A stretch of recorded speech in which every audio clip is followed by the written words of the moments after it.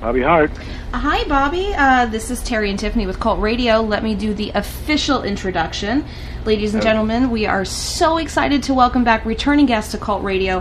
He is a singer, songwriter, and somebody who has a brand new book and a brand new CD out that you're going to want to make sure you pick up. The book is called Psychedelic Bubblegum, and the CD is the first Bobby Hart solo album. We are so excited to welcome the one and only Bobby Hart to Cult Radio. You're on the air with Terry and Tiffany. Welcome. Hey, great to be here. Good to have you back again. I really wanted to make it down to Amoeba Records for the Monkees thing. How'd that turn out? We had a lot of fun down there. That was the launch party for the new Monkees record, Good Times, which is just a terrific album. Have you guys heard it? Oh, are you kidding? Yes. It's a phenomenon. It's really crazy because they're so good and legendary, and that whole thing. They should have been in the Rock and Roll Hall of Fame, but that's another story. To get this acclaim at their 50th year in showbiz, when so many of their records before were good, and they tried a comeback, if you will, to where all four of them was on the album Just Us, which I've mistakenly called Justice, but that didn't do very well. And why do you think now this has done so well when the other didn't, outside of course having talents like yourself and your partner as writers on there? Well, I think Rhino Records has gone through quite a change. You know, when they first bought the original Monkey material, the old albums, that was soon after that they put out an album that didn't do very well called Pool It, and then another one that you just mentioned. I think it's a different regime now.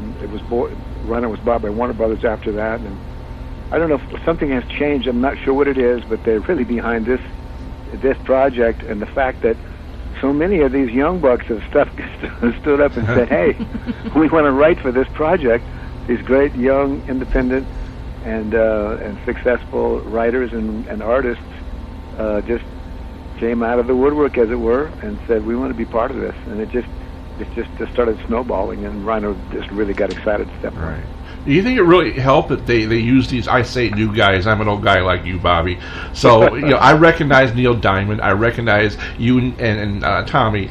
Harry Nilsson, but these others guys, I'm like, who are they? I don't know who they are. Who are these people? How much do you think that has helped? Do you think it's helped them appeal to a new generation? Okay. They all have, each of them has their own audience, XTC, I think, is an English group, and that Henry Partridge, I think, is part of that, who submitted like 2 or 3 songs, and Adam Schlesinger from Fountains of Wayne and other projects did the songs and production for that Tom Hanks movie that was out several years ago called That Thing You Do or whatever it was. Right.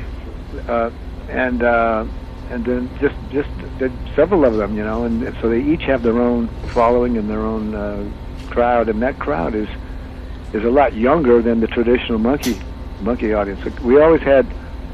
Monkees always had young people coming along. They would find it through their parents or grandparents, but now we get just a whole different rush of enthusiasm from people who recognize these names, even though we may not. Well, I'm so glad to see you and Neil still attached, because I remember waiting in line for Neil Diamond tickets back in the 70s, and people were talking about Tommy Boyce and Bobby Hart to me. So you've been right there all along, riding the last train to Clarksville, but you guys certainly had this incredible career on your own. Have you ever at times thought about how you should balance between promoting the Monkees and promoting yourself? Well, we're kind of joined at the hip, you know what I mean? We had hits before the Monkees. We had hits with each other and with others on through the 70s and 80s. I wrote almost as many Partridge Family songs as I wrote Monkee songs, but we'll always be associated with the Monkees. Sure. That's just because of the phenomenon that it was, And so I always embraced it, and I always appreciated it, and I'm gratified to see that 50 years later, they're up there in the top 10 with the in the top 200 done albums on Billboard. Well, I think you're a pretty damn cool guy, and I think hopefully a lot of it is because you know that you guys were just talented, but to sometimes take time out of your own promotion to promote them, I think you're a pretty stand-up guy. Well, it's just like I said, we're just kind of all there together. I do my thing, which of course is much different than what they're doing. They're doing a great tour all summer. I'm going around and doing my own book signings, and we've started to do seminars and keynote speaking based on the book and some of the self-help parts in the book, talking about creativity and so on. So I'm doing what I feel I should be doing, but happy to jump on board with them as well. Now, that was one thing I wanted to talk a lot tonight, Bobby, about the book, because I've been reading it. Very, very interesting read. The one thing I find fascinating, and I want to point this out to all Bobby Hart fans out there, all Boyce and Hart fans out there, and it's something that's very true, is that, first of all, Mickey Dolenz wrote the foreword for your book. And one of the things that Mickey said, which I found very true, is that Bobby is a very private person. Yeah. You don't sit down and pick up, even old Tiger Beat magazines, as much as we love them. You don't sit down and read all about the internal workings of Bobby's Hart life. With this book, you're very candid, and you're very open about everything from start to finish about what went on in your life, and I'm finding it incredibly fascinating. One of the things that I found was interesting that I wanted to ask you about, because it kind of goes in with some of the self-help teaching aspects of the book, is that you had talked about in the book, although you're from a very religious family and kind of very, straight edge as far as that goes, you did kind of start to believe, even at a very young age, in kind of, I don't know if you would call it manifest destiny, but kind of how you can form your own future, and that there is more to life than just what your parents and maybe the church tells you, and that you can actually, by believing things, you can make them happen. Yeah, well, that was a big part of my success, and always has been and continues to be. The things that I learned early on, before the Monkees, as I mentioned, Tommy and I had written 2 or 3 hits, and I had hurt so bad, and so we'd done all right, but we weren't really making any much money. I mean, they were just as good as your last single, and we were just getting by. And I really wanted more out of the music business than that. And I found this book called Psycho-Cybernetics, which talked about programming your mind through visualization. And I just really started being very active with that every morning. I was doing TM meditation at that time, and so I'd do my meditation, and I'd just sit there and I would visualize what I wanted. And it was weeks or months before we got the Monkees project, which just kind of broke everything open and changed everything. Mm-hmm. So I believe in that, and I believe in all the aspects of concentration and stillness, how that improves creativity, and I'm happy to share that with we've been, my writing partner Glenn Ballantyne and I have been out there talking to boys and girls clubs, like second graders, and then middle school kids, and then colleges, and it's just been wonderful to relate on different levels to different age levels and tell them about things that helped us get to where we got to be. Well, it's incredible, too, that you can stay positive all this time, because I'm not just talking about the situation with Claudia. We all know about that tragic accident. But you've had other things happen in your life. Of course, you lost your partner. And even with yourself and your lovely wife now, you've had situations with car accidents where you've almost taken out several times. Is that right? Yeah, that was actually my first wife back in the 60s. So, yeah, I've gone over the cliff with a car, spinning nose over wow. a bumper 2 or 3 times. I've been hit head on a freeway. So yeah, but those are things those are the most dramatic things, I guess, we can cite. But people go through setbacks and things that don't go their way all the time. But I said in the book that if I had gotten bitter every time I had a setback or blamed others for it, I would have just gotten better at bitterness and blaming. Right. Well, I usually give the advice about airplanes, but perhaps you might want to stay away from cars. You should just walk everywhere, Bobby. just walk, because I've been doing good so far. I haven't had a fender bender for I don't know, decades. I'm good. You know, when I listen to the new CD, of course, I can zero more in on your voice because, unfortunately, your partner's gone.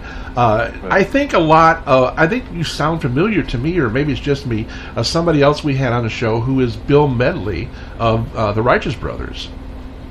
Yeah, it's kind of in that blue-eyed soul thing. You know, I did this solo album in 1978, so it reflects the times. It reflects what I was going through with the breakup with Claudia, and it reflects the urban, little jazz-influenced R&B that was happening at the time. But now, this It Hurt So Bad just kind of going viral in a way. One of the players on that record, Vince Megna, asked me if he could do a video. So he actually he brought in professional actors from New York and hired a big crew, and they made this video for Hurt So Bad. And wow. They've got like 5,000 views so far, and still going. Well, that's something I missed.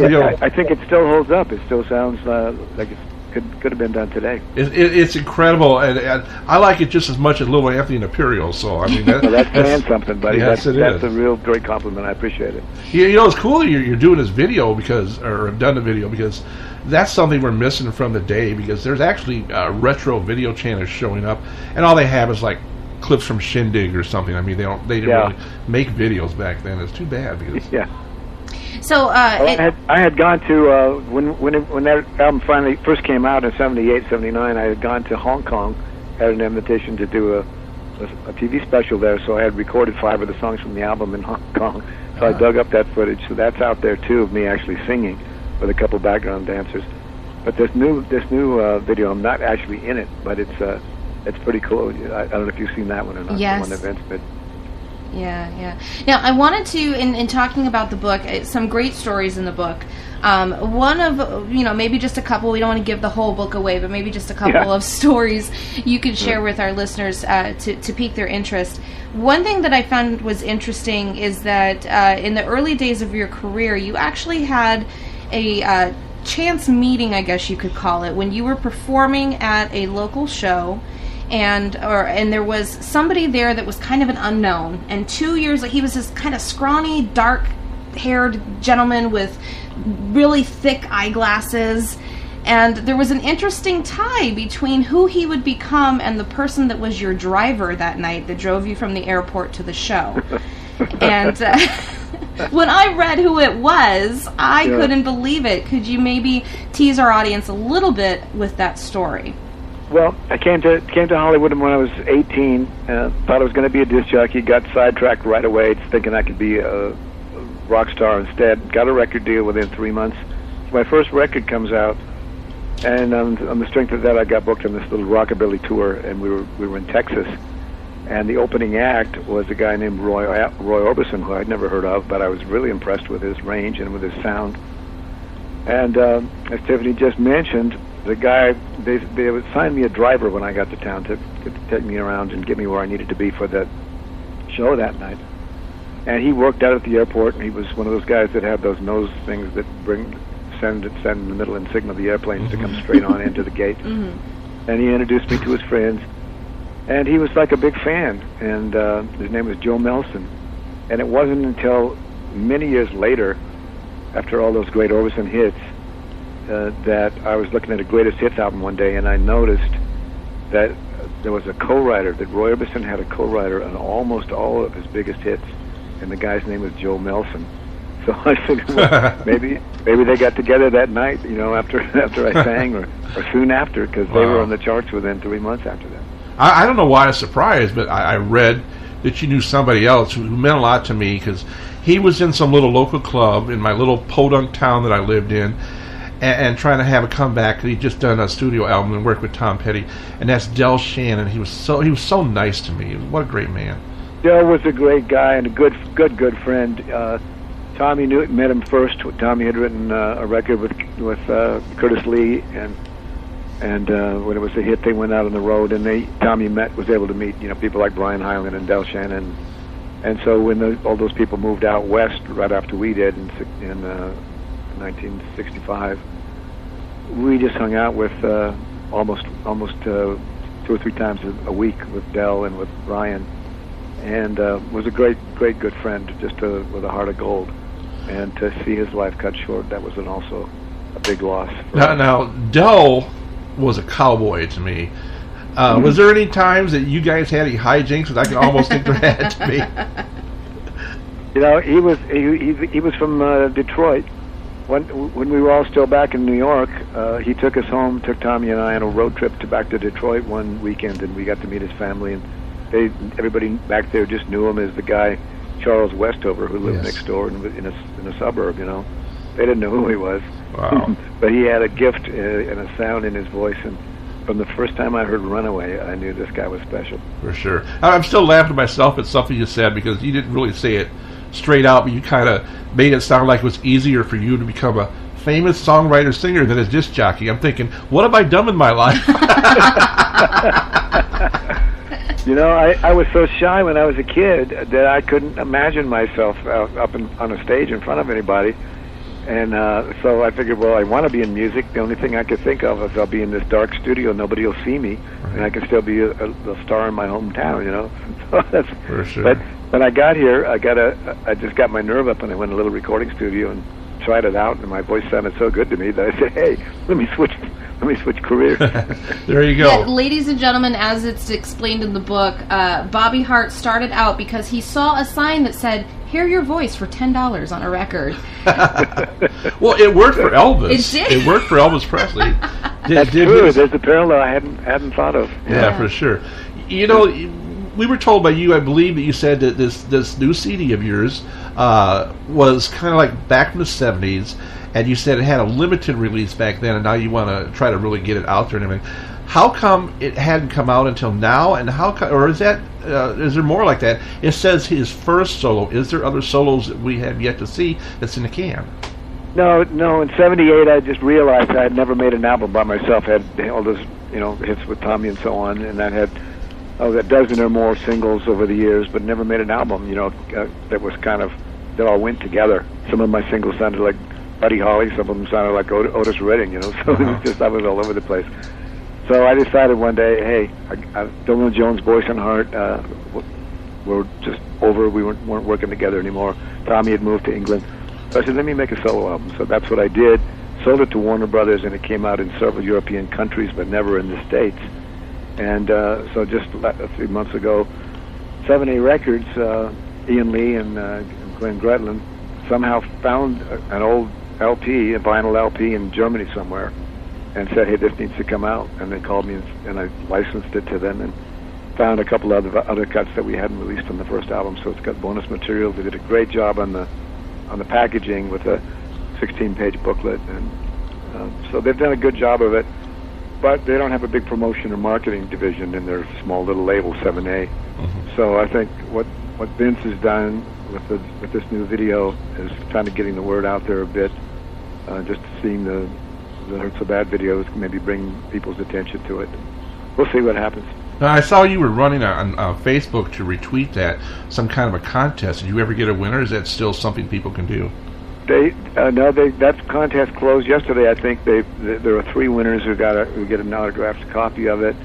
And thank you to the 250 plus people who joined that contest by retweeting. But we're doing something else. We're going to do.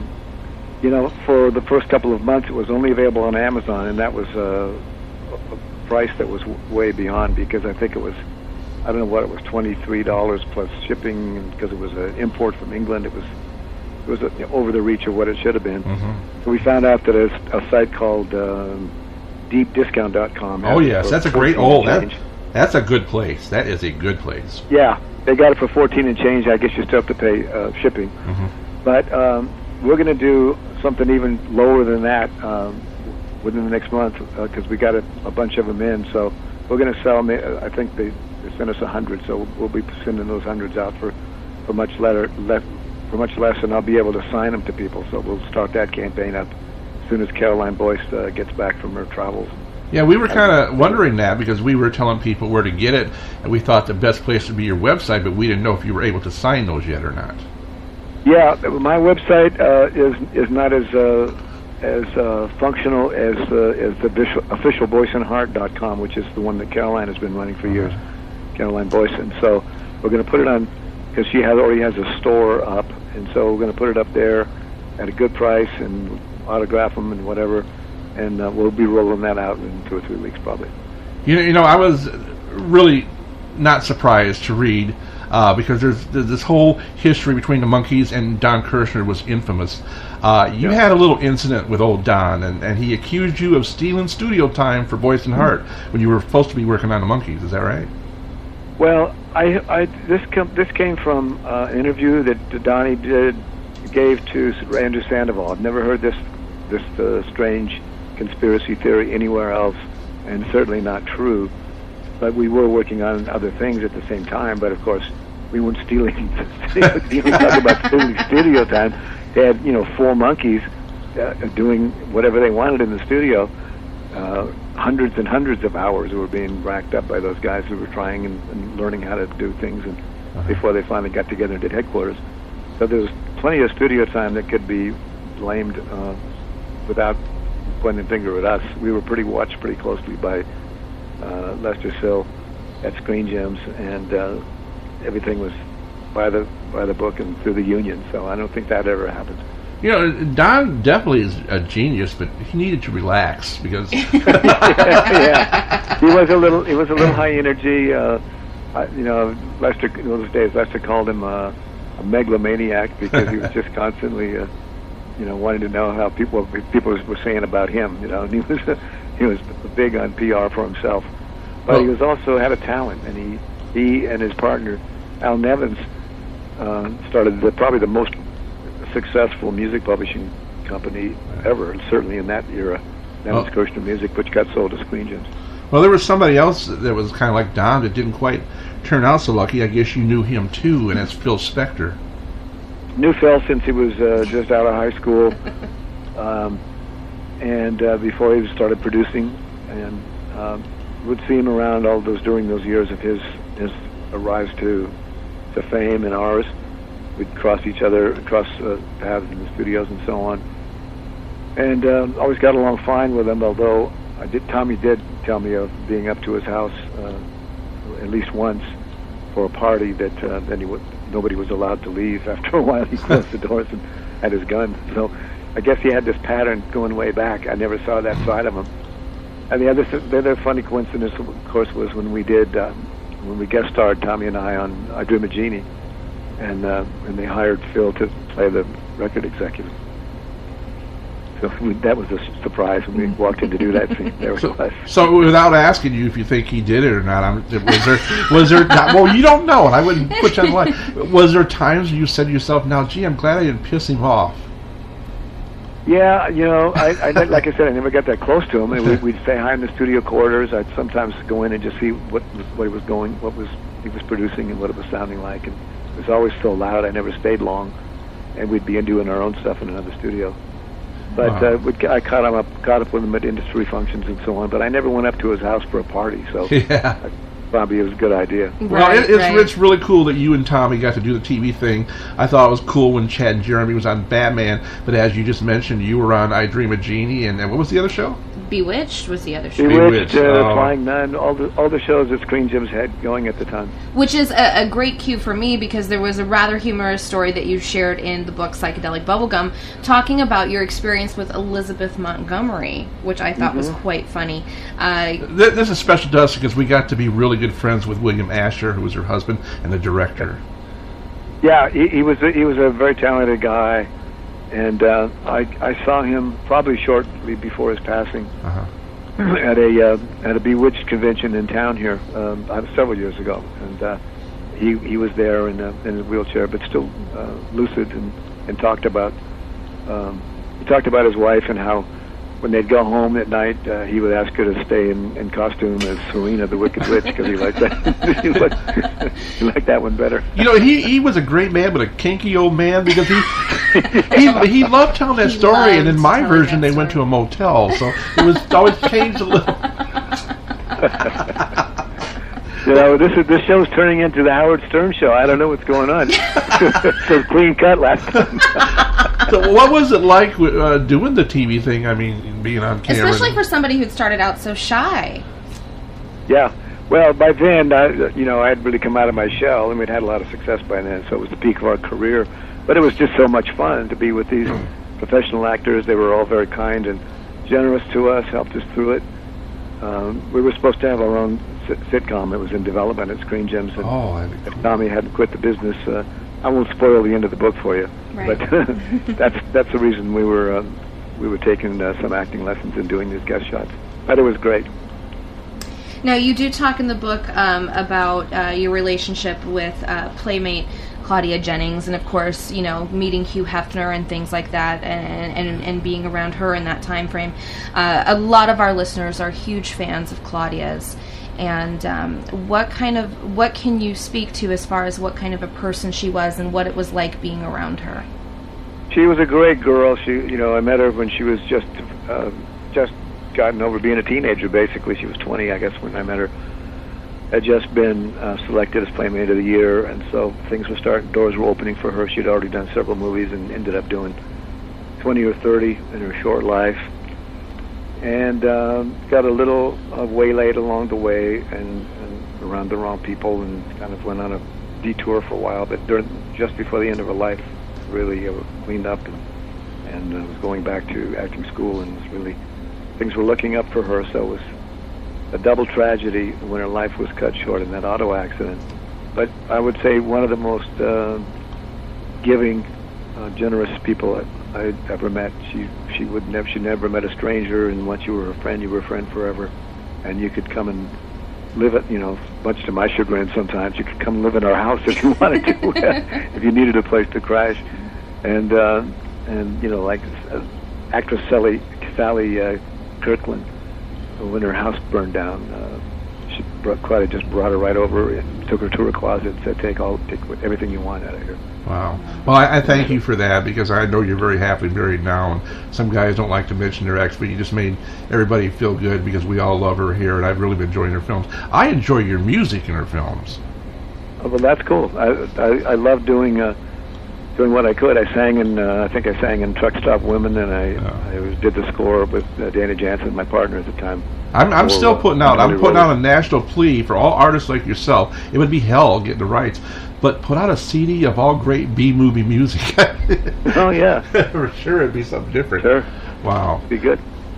Another fun story from the book that just had me laughing so hard was the kind of back-to-back, how you and Tommy had written top charting hits for Chubby Checker and Jay and the Americans, and maybe you could tell our listeners a little bit about how that went, because the way it came off to me when I read the book is it kind of sounded like you guys were those actors that go to an audition and they're like, hey, can you ride a horse while you're twirling flaming hula hoops? Yeah, sure, we can do that. We'll be right back. Yeah, exactly. Well, Tommy, as I said, had been in New York for a while and writing back there because he got a big break to go and write for Dunes Records. And I got a chance to go back. It was a couple of years before I got back there. But once I got back in '63, we really got serious about writing together as partners, as exclusive partners. And so the Chubby Checker thing came about when we were going up the elevator at 1650 Broadway. There were two very tall buildings on Broadway called the 1650 building and the 1619 building, which people know as the Brill building. And that's where all the music business was happening. So we're going up the elevator to an appointment, and Wes Farrell gets on the elevator, and Tommy knew him and introduced him to me, and Wes, in the few seconds it took to go up, he said, guys, got anything for Chubby? I'm going to take the train down to Philly tomorrow night and play him some stuff. So we said, hey, we'll try to come up with something. So we pushed the down button, forgot the appointment, went back to my little flophouse room, and on the way we purchased a nursery rhyme book at the store we were going by, because my mind was spinning around all these his singles, his last 4 or 5 singles, all sounded like nursery rhymes to me, like Hey Bob and Needle and Hooka Tooka and all that stuff. So I said, maybe another nursery rhyme. So I'm thumbing through the book in my little room, and Tommy's strumming some chords, and so we came up with something. And we're back in Wes's office within a couple of hours, and he loved it, and that's the song that Chubby picked for his next single.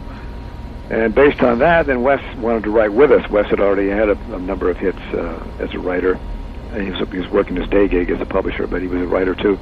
For sure. He had written Boys, that the Beatles cut, and he'd written Hang On Sloopy with Burt Burns. And so it was a real break that he wanted to write with us now all of a sudden. So that was a fun night where we put together the song about a little cafe at the other side of the border, and the guy running into a girl that was coming on to him, but the guitar player kept telling him, she belongs to Bad Man Jose, you better get out of here. Right. There's so many people you've known. There's one song that everybody can play, whether they can play an instrument or not, and that's Wipeout. You had something to do with Safaris? Speak for yourself. I can't play that. Well, Yeah, if you can play the drums, you can play it, yeah. Wipeout, I don't have any direct connection with, other than the fact that I did write, I used to do what they call lead sheets, because you'd have to you put the music down on paper, in black notes on a piece of staff paper, and you'd send that into the copyright office to copyright your song. And so the publisher, my friend John Mariscalco, famed writer going back to the 50s, all the Little Richard records and so on, he and Richard Delvey bought the publishing to Wipeout just when it was coming out or before it was coming out, and I used to do these lead sheets for $4 a page. So I got $4 to make the Wipeout lead sheet, and all it was just a bunch of rests, and every bar had a rest in it while the drum was playing. So I made $4 on that one. And another interesting fun fact about Bobby that people may not have known is that in the process of Bobby becoming the superstar that he became, one of his first jobs in LA was actually printing the labels for records. Yeah, I was lucky. I knew I had some skills when I came here, because my dad had presses. It was the old kind of printing press where the rollers went over the type, and then the type would come down onto the paper, and you had to feed it in by hand. And then I learned after my after-school job how to run up Heidelberg, which didn't have to be fed by hand. So when I got to L.A. to go to disc jockey school, I set out on a Monday morning, and I started going to every print shop in Hollywood. And I could tell because in those days it had HO with the prefix on every phone number. So every print shop that had an HO in their phone number, I started visiting them. And by noon I had a job because I knew how to run a Heidelberg press. Wow. So I'm printing record labels, and as I mentioned, now Tommy's back in New York having hits with Curtis Lee, and I'm still stuck here printing their record labels. You're like, wait a minute. And then on top of that, you just might owe me some money, because I got several records with the wrong label, and now I know who to blame. You weren't the ones I did. I did mine right. And then then we'd die cut them into big round ones, with a big hole in the middle for 45s, and smaller ones for the LPs. And they would have to take a screwdriver and a rubber hammer and knock the holes out. It was all by hand in those days. Wow. I haven't asked anybody this question yet. I'm really interested. Have you been watching the HBO series Vinyl? I have not. I actually don't get HBO. Oh, okay. Well, it's all about the record industry in the way it was back then. In the late 60s, early 70s. We've heard all the stories about the Mafia through Tommy James and Tommy James and the Shondells, excuse me, and all that. And I just wondered what your perspective was, because on that show, they make it look like it was just everybody was on cocaine. Well, they're talking about all the possible Mafia ties with the record industry and also Radio Paola. Yeah. I think that happened, thankfully for me, I think it happened a lot more on the East Coast than in the West Coast, and a lot more in the 50s than in the 60s and 70s. I know that Tommy James label, and also, I forget the name of that guy who owned that label, but I've heard all those stories. Roulette Records. Yeah. Roulette, yeah. Yeah. That he would just say, hey, I'm not going to send you any royalties. We have a deal, but we have a contract. But I think Tommy James. I'll buy you a new car, and give me a new record, new single for next week. I think Tommy James got screwed again. The George Goldner labels also, they were kind of into that, and George kind of had Alan Freed in his pocket there Yeah, for a while, yeah. I think, and so I think there was money changing hands and whatever.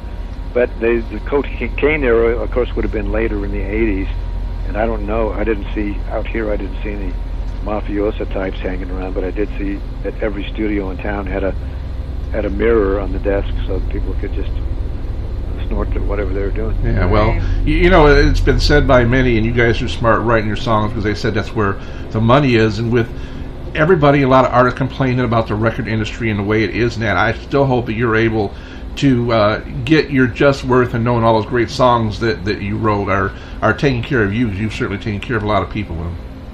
Well, I appreciate that, and I feel very fortunate that I haven't had to get a day gig since the print shop. I've been able to support myself through the royalties.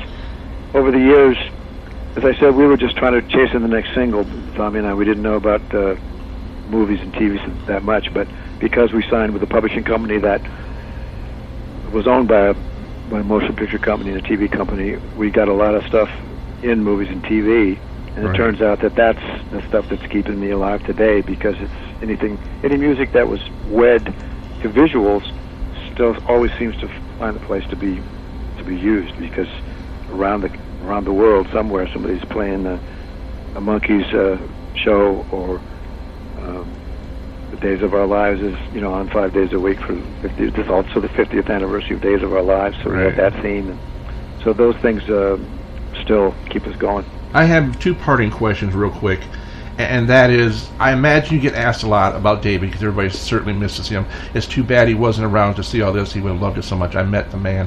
Great man.